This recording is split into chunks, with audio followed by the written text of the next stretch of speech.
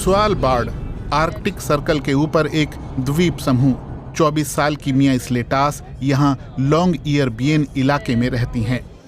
आज काम के लिहाज से एक आम दिन है, लेकिन उनका काम साधारण नहीं है। वो परमाफ्रोस्ट में मौजूद एक कोयला खदान में काम करती हैं, जो करीब 50 साल से चल रही है।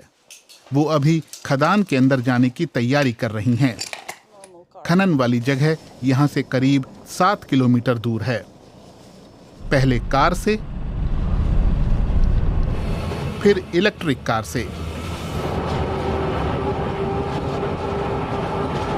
और आखिर में पैदल। आज मियां एक सुरंग को मजबूत बना रही हैं। छत में छेद करके वो लोहे की छड़ें लगा रही हैं ताकि चट्टान का दबाव समान रूप से वितरित हो सके। पहले जगह को मजबूत बनाओ और किसी असुरक्षित जगह के नीचे ना जाओ। स्वालबार्ड द्वीप समूह में खदान नंबर 7 आखिरी सक्रिय खदान है। अगली गर्मियों में ये हमेशा के लिए बंद हो जाएगी। ये वैकल्पिक ऊर्जा की ओर बढ़ने की आधिकारिक योजना का हिस्सा है। जब मैंने खदान में काम करना शुरू किया तब 2045 तक काम जारी रखने की बात थी, और फिर 1 साल बाद ही हमसे कह दिया गया कि काम बंद हो रहा है। अभी तो मैं परेशान नहीं हूँ, लेकिन कोशिश कर रही हूँ कि ज्यादा ना सोचूं। सभी खनिकों और सहायता कर्मियों की नौकरी चली जाएगी। खदान नंबर 7 को 2023 में ही बंद हो जाना था, लेकिन यूक्रेन युद्ध और बढ़ती ऊर्जा कीमतों के चलते इसकी अवधि 2025 तक बढ़ा दी गई। हर साल इस खदान से निकला करीब 30,000 टन कोयला द्वीप समूह की राजधानी लॉन्ग ईयर बियन को गर्म रखता है, जबकि 80,000 टन कोयला जर्मनी समेत यूरोप की धातु और रसायन कंपनियों के काम आता है। हालांकि बीती सर्दियों में लॉन्ग ईयर बियन ने अपने इकलौते ऊर्जा संयंत्र को कोयले की जगह डीजल पर चलाना शुरू कर दिया। मेयर टार्ये आउनेविक के मुताबिक ये ऊर्जा बदलाव की दिशा में पहला कदम था। कोयले के इस्तेमाल से हर साल करीब 75,000 टन कार्बन डाइऑक्साइड पर्यावरण में जाती है, और शहर को किसी अन्य प्रभावी तंत्र की जरूरत थी। मैं जानता हूं कि ये सुनने में थोड़ा अटपटा लगता है कि हमने जीवाश्म ईंधन की जगह जीवाश्म ईंधन को ही चुना, लेकिन पहले कदम के तौर पर डीजल बेहतर है, क्योंकि इसका इस्तेमाल कई तरह से हो सकता है। हमने इसकी स्थिरता बनाए रखने के लिए नए बैटरी पार्क पर खर्च किया है, और इससे हमें पवन या सौर ऊर्जा की तरफ जाने में आसानी होगी। स्वालबार्ड में हरित बदलाव मोन्स ओले सेलेवोल्ड की निगरानी में चल रहा है।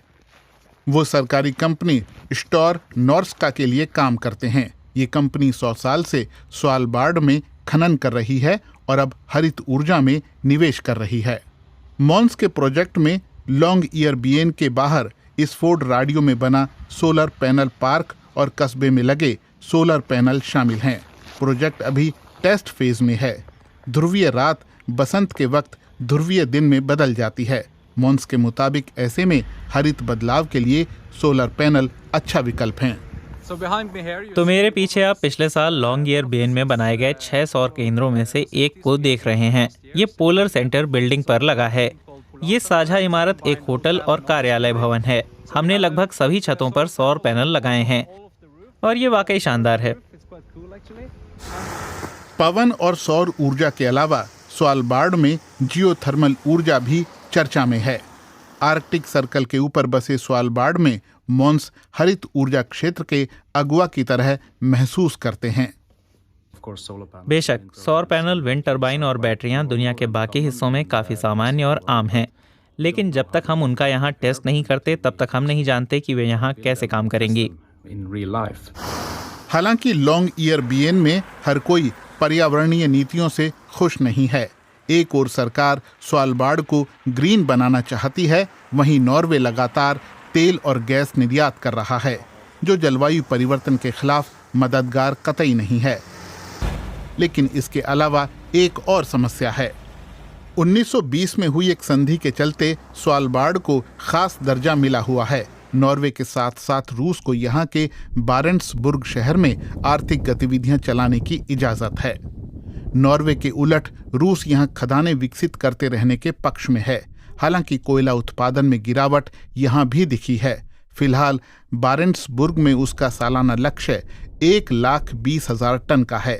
2032 तक द्वीप में कोयला खनन घटकर 40,000 टन तक रह जाने की उम्मीद है।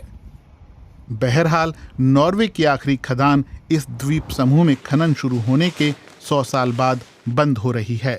खदान के बंद होने और द्वीप पर नई तकनीक के आने से स्वालबार्ड में हरित बदलाव की शुरुआत हुई है, ऐसी जगह पर जहां हाल के वर्षों में जलवायु परिवर्तन का सबसे ज्यादा असर सामने आया है।